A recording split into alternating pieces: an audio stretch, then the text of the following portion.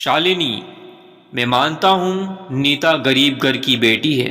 उसके पिता के मरने के बाद उसने अपने घर की सारी जिम्मेदारी को संभाला है। खुद ने मेहनत करके अपने बहन की शादी की है। बेटी नहीं, वो अपने घर का बेटा है। परिवार का पूरा खर्चा चला रही है।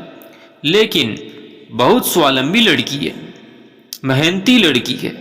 और अब उसने अपनी मम्मी और दादी की चिंता है, उसके खर्चों की चिंता है, उसका परिवार कैसे चलेगा। इसलिए वह बार बार अपने काम पर जाने के लिए तुमसे कह रही थी।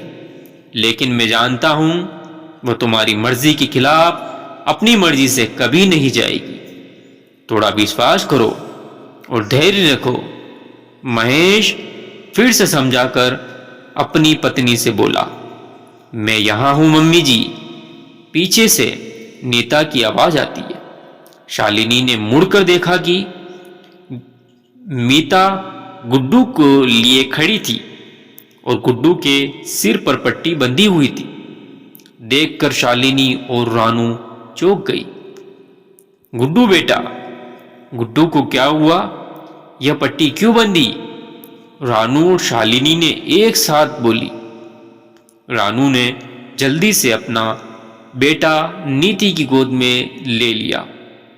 लेकिन गुड्डू बोला, मम्मी बहुत अच्छी है।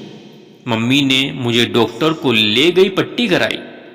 बेटा गुड्डू को क्या हुआ? महेश शांत स्वभाव में बोला, पापा जी घर पर कोई नहीं था। रानू दीदी अपनी किट्टी पार्टी में व्यस्त थी। उनका फोन बजा लेकिन उन्होंने उठाया नहीं। लैंडलाइन पर फोन आया तो मैंने उठाया। मुझे पता चला गुड्डू को स्कूल में चोट आई है। कोई घर पर नहीं था। रामू काका भी रानू दीदी का सामान लेने बाजार गए थे। फोन सुनकर मैं घबरा गई थी। हड़बड़ाहट में मैं आपको फोन करना भी भूल गई थी। सॉरी मम्मी जी, लेकिन गुड्डू बाबा को संभालना जरूरी था। नीता धीमे स्वर में बोली। नीता शालिनी के बेटे की पसंद थी और शालिनी के पति भी अपनी बहू को बहुत पसंद करते थे।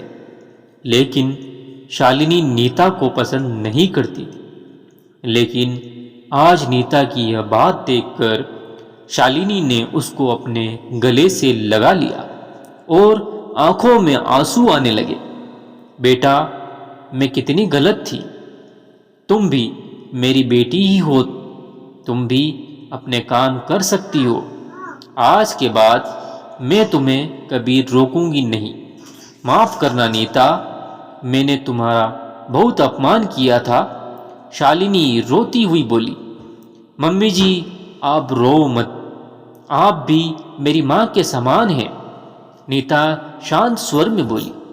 रानू ने भी अपनी भाभी को गले से लगा लिया। भाभी मुझे माफ कर दो।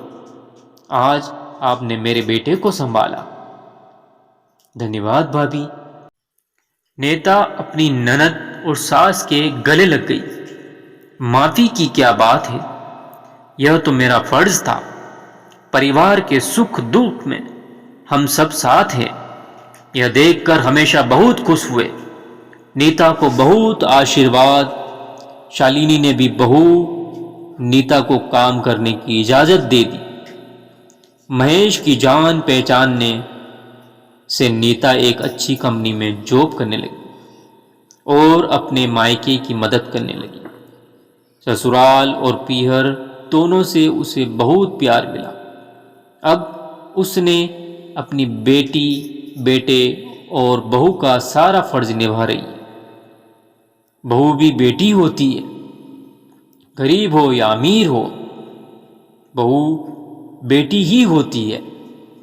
आपको अगर ये कहानी अच्छी लगी हो तो इस चैनल को सब्सक्राइब करें और इसे ज़्यादा से ज़्यादा शेयर करें और ऐसी कहानी सुनने के लिए नोटिफिकेशन बेल को ऑन कर दें।